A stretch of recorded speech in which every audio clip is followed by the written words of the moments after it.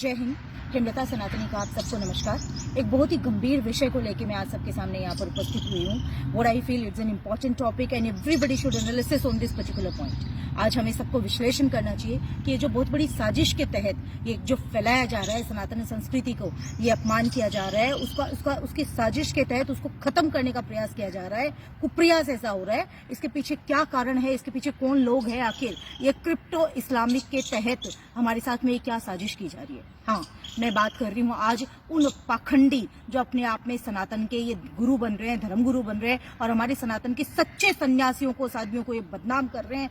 उन धर्मगुरुओं की आज मैं बात कर रही हूँ, चाहे वो भले मोरारी बापू ले लीजिए, चाहे वो कल की आई हुई ये गंदी और चित्रलेखा ले लीजिए, चाहे वो चिन्मयानंद ले लीजिए, चाहे वो अपने आप को गुरुमा कहने वाली वो पाखंडन औरत ले लीजिए। Yes, I am talking about them.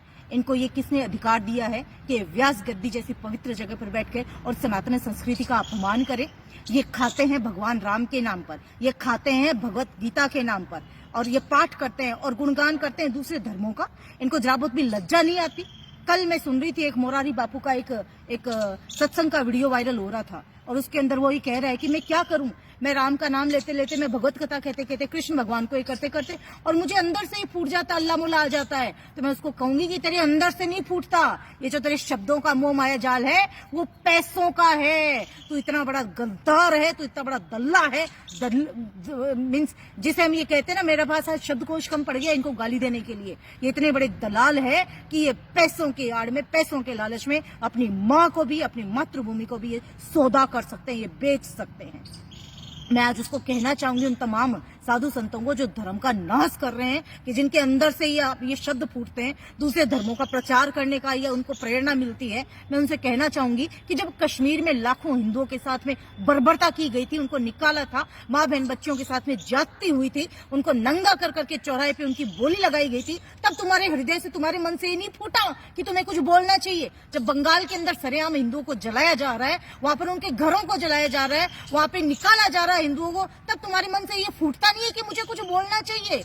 जब तुम्हारे नाक के नीचे सैकड़े हिंदू गांव, पूरा के पूरे एरिया आज हिंदू विहीन हो गए हैं, तब तुम्हारे शब्द से, तुम्हारे अंदर से ये नहीं आता कि मुझे कुछ बोलना चाहिए? जब हमारे धर्म के प्रतीक, हमारे साधु सन्यासियों का मॉब लिंचिंग की जाती है, उनको घेर के मारा जाता है निर्दोष लोगों को, तब तुम्हारे मन से ये नहीं फूटता कि मुझे कुछ बोलना चाहिए? जो आज तुम ये बोलने लग गए कि दूसरे धर्मों का प्रचार कर रहे हैं, ये जो तुम्हारे क्रिप्टो इस्लामीकरण के लिए जो तुमने पैसा लिया है, जो तुम्हारे पास में अरब से ये करोड़ों रुपए का फंड आ रहे हैं, बड़े बड़े लाखों करोड़ों के तुम पंडाल सजा के, लाखों हिंदुओं को बुला के जो तुम परोस रहे हो, जो तुम दिमागी रूप से उनका धर्मांतरण करवा रहे हो, भारत में मैं बता रही हूँ कि ये सनातन समाज तुम्हें बख्शने वाला नहीं है। आज मैं दूसरी बात करती हूँ चित्रलेखा की, जो ये कहती है कि भगवत गीता का पाठ करते करते अजान अगर सुनो तो उसको रोक दो, बंद कर दो भगवत गीता को और अजान, उसको प्रणाम करो अल्लाह को।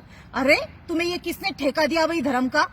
ये तो इतनी बड़ी गद्दार, दल्ली, गंदी औरत है ये कि इसने तो भगवत गीता में एक पहला, जिसे हम बोलते हैं संशोधन करके 13वें स्कंद के रूप में अजान को जोड़ दिया है। इतनी गंदी औरत है ये शराब का प्रचार कर रही है। कोई इससे पूछे कि क्यों भाई तू शराब का धंधा करती है, तूने धंधा खोल रखा है शराब का जो तू बड़ी इसको प्रमोट करती है, तुम्हें आखिर हक दे किसने दिया? तुम लोग ऐसे घिनौना काम करते हुए तुम्हारी आत्मा तुम्हें धिक्कारती नहीं है? एक वो चिन्मयानंद जो व्यास गद्दी जैसी पवित्र जगह पर बैठकर काले वस्त्र ये सब धारण कर रहे हैं, ये भगवान को भूल रहे हैं।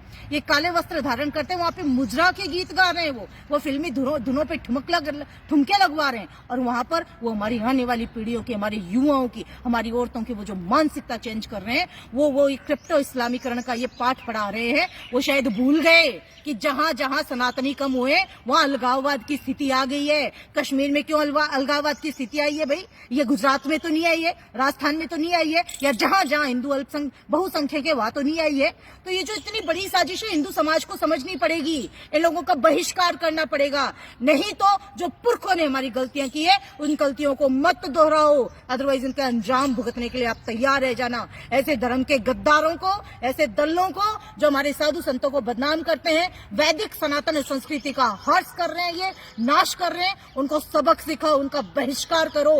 और एक बात और इम्पोर्टेंट कह रही हूं मैं, कल मैंने एक कमेंट किया था इन्हीं लोगों के ऊपर, तो मुझे फेसबुक से ब्लॉक कर दिया गया 24 घंटे के लिए। इनकी बकायदा एक टीम सक्रिय है कि जहां जहां अगर कोई हिंदू अपने पक्ष की बात रखे उसको ब्लॉक करवा दिया जाए, क्योंकि पता है कि हिंदू तो मरा पड़ा है, सोया पड़ा है, उसके अंतरात्मा जाग नहीं रही है। अतः आज आपको कसम है, आपको अपने धर्म की कसम दिलवाती हूँ कि ऐसे लोगों का बहिष्कार करना, और ये वीडियो रुकना नहीं चाहिए। जितना ज्यादा हो सके शेयर करो। ये हो सकता है मेरी आईडी को ब्लॉक करे, लेकिन अगर ये लाखों करोड़ों की तादाद में गया तो कोई आईडी ब्लॉक नहीं होगी। अतः इस वीडियो को रोके नहीं, और मैं चाहती हूँ कि उन दलों तक ये मेरी आवाज जाए ताकि वो अपनी औकात में रहें और वैदिक सनातन सभ्यता को बदनाम करने की, बर्बाद करने की साजिश ना करें। अगर उनको पैसों की इतनी भूख है, अरब से आए हुआ पैसों की इतनी है, तो अपनी माँ बहन बेटियों को आगे करने में भी वो शर्माते नहीं है। इतने गद्दार लोग हैं, उनका बहिष्कार करना है, ये तय आपको करना है। अदरवाइज नतीजा भुगतने के लिए आप तैयार रहें।